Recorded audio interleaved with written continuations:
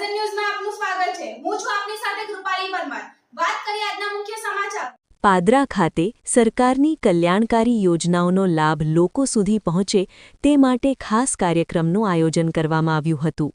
પાદરાના ધારાસભ્ય ચૈતન્યસિંહ ઝાલાના જનસેવા કાર્યાલય ખાતે વહાલી દીકરી યોજના અને ગંગા સ્વરૂપા સહાય યોજના અંતર્ગત લાભાર્થીઓને હુકમપત્રો વિતરણ કરવામાં આવ્યા।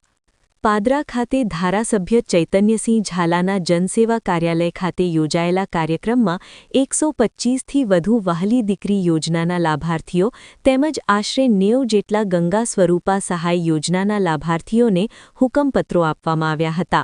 આ પ્રસંગે ધારાસભ્ય ચૈતન્યસિંહ ઝાલાએ જણાવ્યું હતું કે રાજ્ય સરકાર દ્વારા મહિલાઓ અને દીકરીઓના સશક્તિકરણ માટે અનેક કલ્યાણકારી યોજનાઓ અમલમાં મૂકવામાં આવી રહી છે।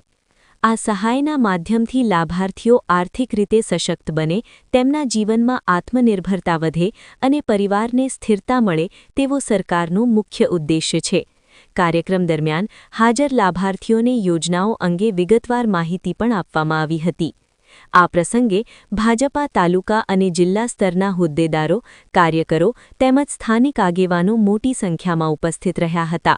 કાર્યક્રમ અંતે લાભાર્થીઓને હુકમપત્રો વિતરણ કરી સરકારની યોજનાઓનો લાભ વધુમાં વધુ લોકોને મળે તે માટે પ્રયત્ન કરવાની અપીલ પણ કરવામાં આવી હતી।